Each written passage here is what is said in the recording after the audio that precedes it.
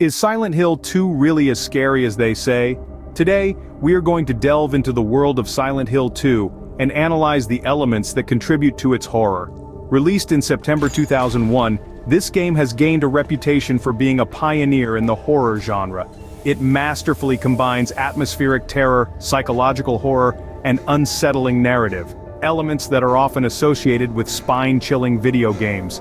So, let's dive into the eerie world of Silent Hill 2 and see if it truly lives up to its reputation. Silent Hill 2's atmosphere is a major contributor to its horror. The game's setting is a foggy, abandoned town, drenched in a perpetual darkness that is only occasionally pierced by the protagonist's flashlight. This gloomy setting, combined with the unnerving silence, creates an overwhelming sense of dread and anticipation. It's as if the town itself is a living, breathing entity, filled with secrets and horrors waiting to be discovered.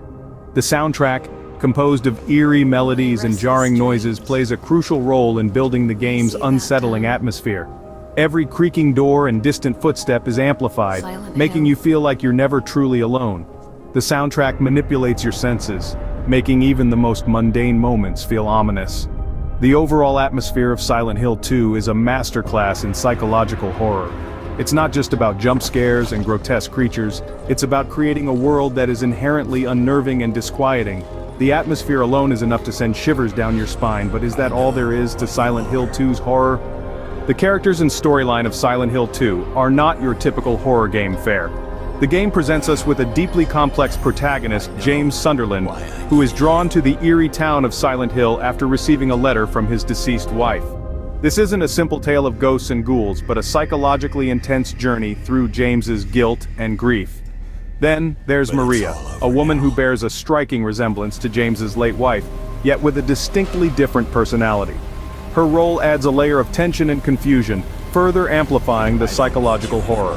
The storyline is a labyrinth of symbolism and metaphor, challenging players to decipher its many layers. It's not just about the fear of the unknown or the grotesque, but the horror of confronting one's personal demons.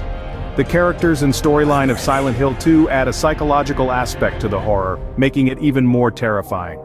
The gameplay of Silent Hill 2 is designed to keep you on your toes. The mechanics of the game are such that they build a sense of dread and anticipation. You're constantly on the lookout for clues, solving puzzles that range from the straightforward to the downright cryptic, each one leading you deeper into the foggy abyss of Silent Hill. The combat system too is a source of horror. It's clunky, it's unpredictable, it's real. You're not a trained soldier, you're an everyman, and the game makes sure you feel that vulnerability. Every encounter with the grotesque creatures lurking in the town is a fight for survival. The game intertwines these elements of puzzles and combat with the atmospheric horror, creating a sense of unease and tension that doesn't let up.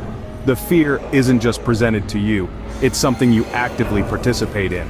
The gameplay of Silent Hill 2 ensures that the horror is not just visual or auditory, but also interactive. So, is Silent Hill 2 really as scary as they say?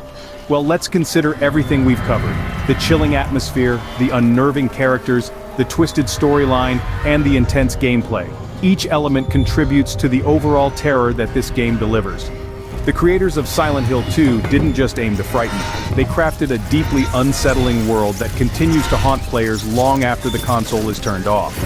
In conclusion, Silent Hill 2 is not just scary, it's a masterclass in video game horror.